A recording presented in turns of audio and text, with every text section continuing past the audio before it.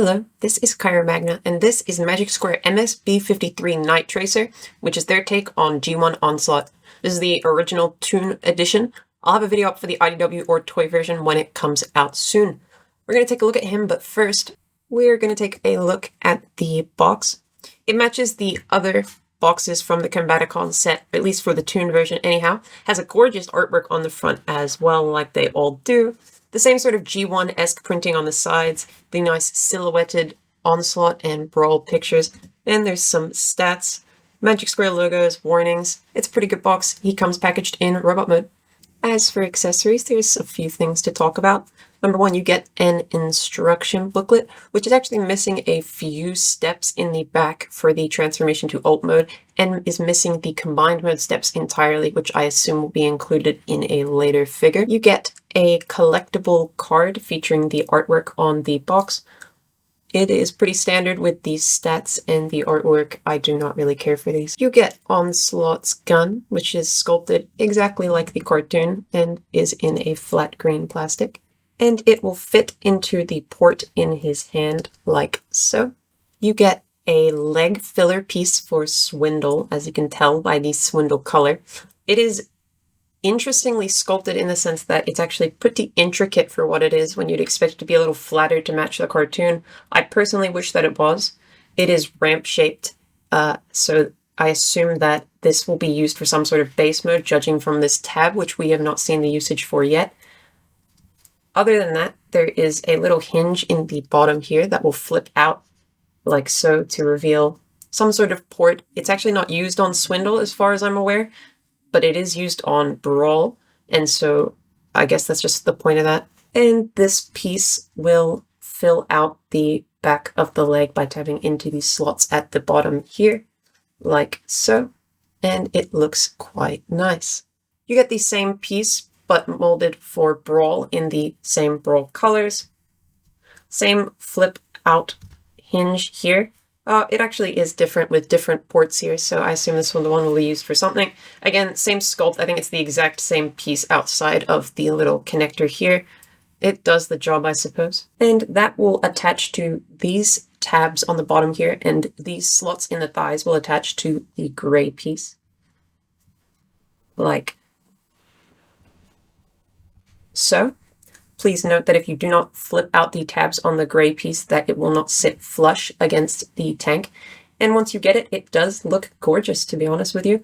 I don't quite love the sloped angle, but otherwise I think that the piece does what it needs to. Could be a little flatter, that's okay. And of course you get the combined mode chest plate, which I personally think looks absolutely gorgeous. So this is probably what Blastoff's colors will look like, with the purple, the green, and the gray.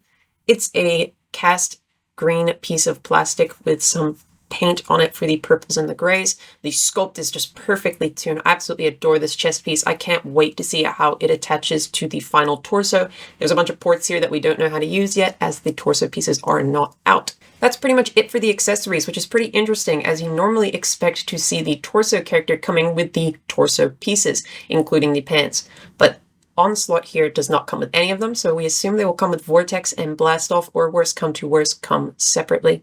And moving on to the figure, here he is. And immediately he just has this gorgeous clean sculpt off the bat. Coming from the head down, or I suppose the cannons down, you have the gray cannons, the green backpack, and you come down to his head, which I think is just a perfect sculpt. It has some orange for the visor and a gray mouth plate. Looks great.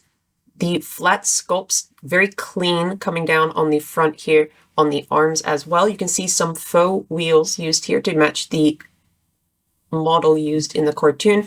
Little gray breakup here at the waist, and then coming down to the pelvis and crotch area here, we have some headlights painted on. Again, they're faux, and then some gray in light and dark variant detailing on the crotch here. There's very little sculpt breakup overall, I think, on this figure.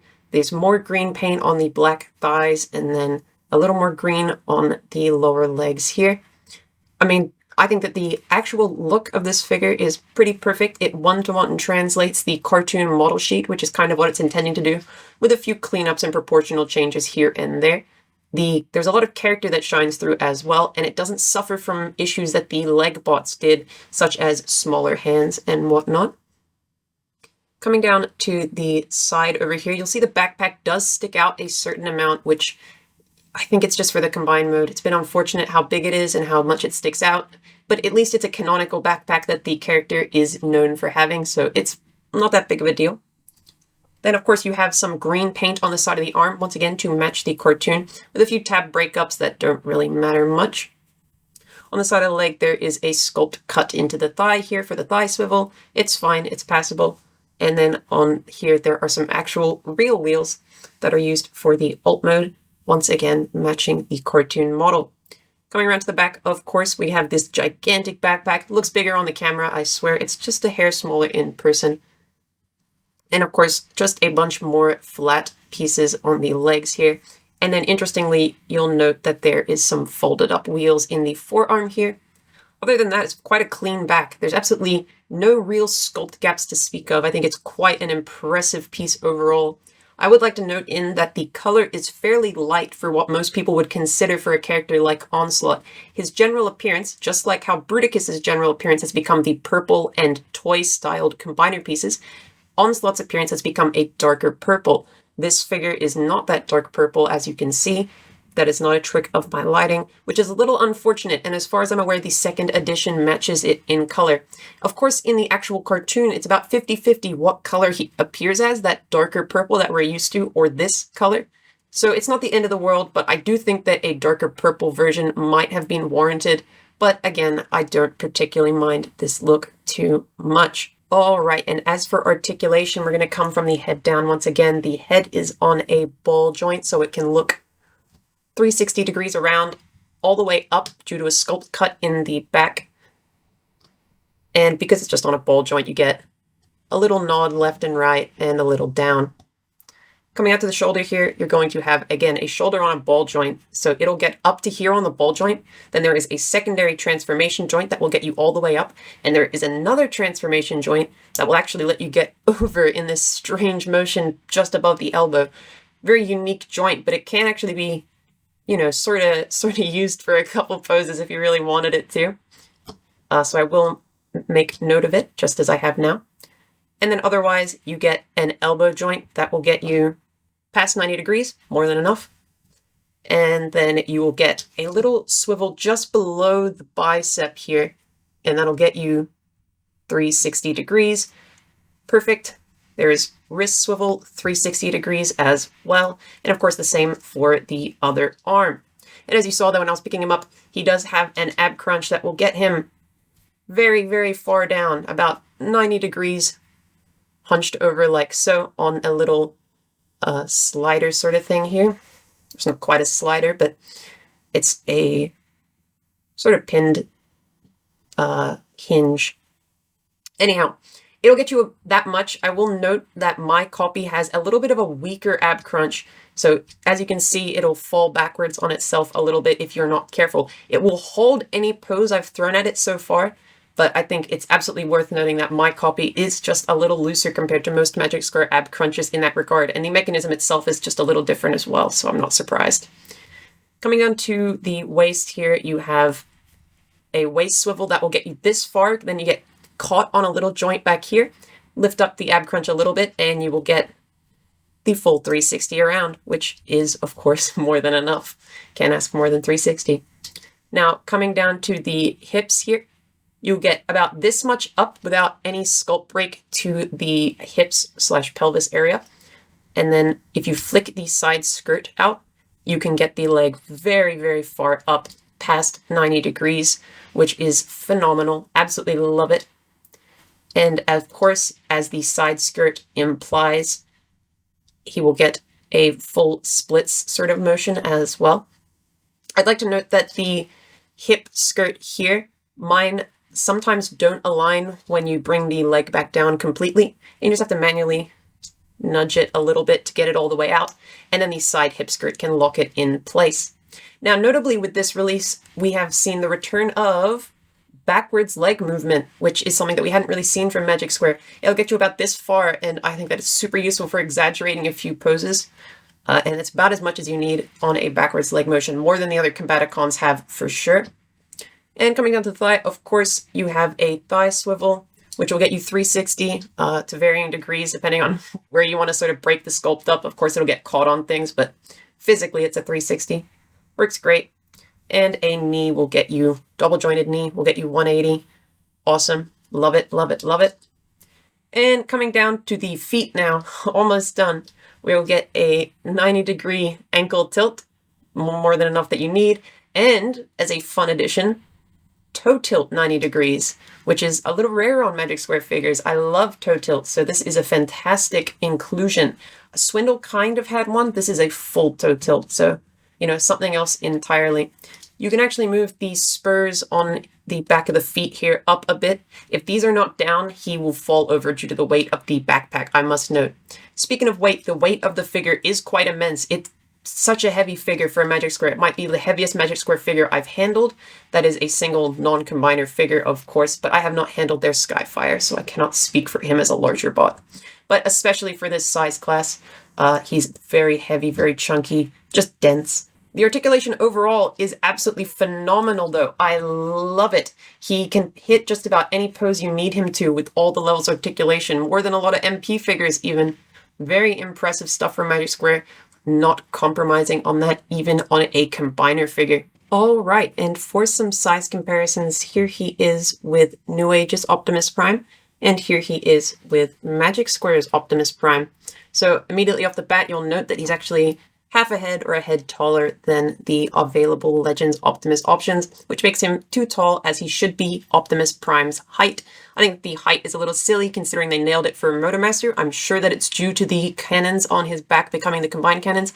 It is what it is. It's of course cartoon scale. So for another class of New Age figure, here he is with New Age's Bumblebee. So of course towering over the teensy little mini bot.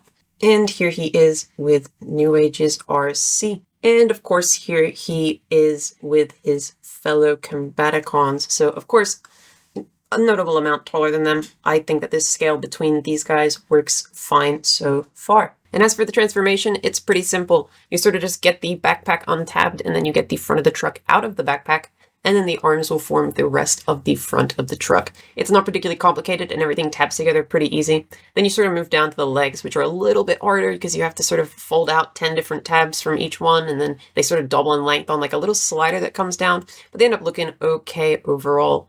This transformation is a lot simpler, big refresher compared to the other two in the set. There's a few little weird tricks, like the crotch or sort of the hip skirts have to be folded up for the transformation, which I've never seen as a required sort of transformation step on a figure. But, you know, it ends up working together. There's a bunch of tabs you have to get through, but once you get through them, you get through them. And that pretty much wraps it up. We'll take a look at it now. And here is Night Tracer, or Onslaught, in his truck mode. It is quite gorgeous off the bat, looking at these gorgeous curves coming around the front of the truck as well. There's a nice painted grille here as well, which I believe is not included in the second release that has, of course, not come out yet. As you can see, there is actually an ugly little splash of paint right about here on my copy, which looks awful, and I have requested a replacement part. I've never had such an ugly paint splotch on a figure from Magic Square, and it wouldn't come off when I tried to rub it off. Very unfortunate. Otherwise, there's some nice, gorgeous, glossy black windows. They reflect the light, as you can see. Gunmetal tires. This one is broken up due to folding, which some people find very ugly. I don't personally mind it. With black tire, of course, they are just plastic though. Some green detailings, looking like some containers or whatnot. Of course, once again from the cartoon. Around to the back, there are some headlights, or tail lights, I should say, as well. You can see up here, there's a little bit of green poking through from Onslaught's crotch. And across the bottom, of course, there's his head, hands, thighs, etc. Everything sort of pokes through on the bottom, but when you're looking at the bottom of these things, right? The cannons as well will rotate all the way around. Now, on the instructions, it tells you to orient the cannons like this, where they're sort of sitting on top of the cab. But for a little more cartoon accuracy, you can break them apart and push them down and sort of reassemble them on the other side of the hinge that they're attached to. And that will actually let them sit further back a little bit, which is much more accurate to the cartoon, and I personally like the look better. You can, of course, pull this up a little bit as well if you need some extra height, but I prefer to keep it down. Otherwise, he will roll, okay. Sometimes the front tire doesn't touch the ground. You can sort of straighten him up a bit, and it'll touch the ground just fine, and he will roll pretty smoothly, honestly. Now, of course, you have this whole bed at the back here, which has a couple nice detailings on it, but more importantly, you can place another Combaticon in there, of course, and have him transport it, which is always a very fun thing to do with just about any Combaticon set, and Magic Square included it as well. For some scale references, we're pretty much going to do the same thing. Here's Brawl from earlier, and here is Swindle. So, of course, much, much bigger, about twice as long as the other two Combaticons so far. And we'll take a quick look at them from the front as well. Absolutely gorgeous looking team together, to be honest with you. So I'm really enjoying the look at these. I think they scale fine. I don't have any other scale references on hand right this second. You can check how the other figures scale in my other videos. Great ult mode overall. Magic Square is kind of been nailing every single ult mode in this set, which is, I think, important for the characters. Good on them. Let's see how they nail the last two. Final thoughts wise, let's talk about the figure. So for the negatives, there's a few things to talk about. Number one, that QC problem I experienced. So of course there is the paint splash on the bumper, which I'm not a fan of. I don't think that should have been there on a figure this expensive. The cannons are slightly uneven, which is again just a QC thing. And of course the ab crunch was a little loose, as I talked about earlier in the video. Not too great for the price. And speaking of the price, for the price you should have gotten a lot more pieces. You only got the chest plate and the leg fillers, which should have come with the legs, considering this like $65 figure, I think, on Shozi. It's a little too expensive, I think, to just be getting the chest plate. We'll see how it pans out with the other figures to see how the combiner pieces are split up, but I'm pretty unhappy with that. The nylon plastic is also, again, a general negative. Doesn't look as nice and it's unpainted. Speaking of the paint, though, or should I say the deco, he's a little light in color, which I think Onslaught is generally considered to be a lot darker, and so that can absolutely be considered a negative any which way. Of course, there's G1 accuracy one way or another. You're not going to get 100% because the cartoon wasn't 100% sort of thing. Another negative would be the scale. Of course, he is wildly shorter, or should I say wildly taller than Optimus Prime, which he absolutely should not be. And so we've never sort of seen this sort of scale problem for Magic Square, I think, before, so it was a little surprising, for sure, and it's definitely a compromise for the combined mode. Outside of that, though, when we move on to the positives, there's a lot to talk about. So number one, we're going to talk about that articulation. Phenomenal, head to toe, from the ab crunch to the shoulders to the toe tilt. Everything was there, everything you needed. There's even the backwards leg movement. Absolutely phenomenal for Magic Square. More articulated than the other Combaticons, more articulated than a lot of figures you'll ever handle, and it's on a combiner chest, so there's no sort of hindrance there. Love it, love it, love it.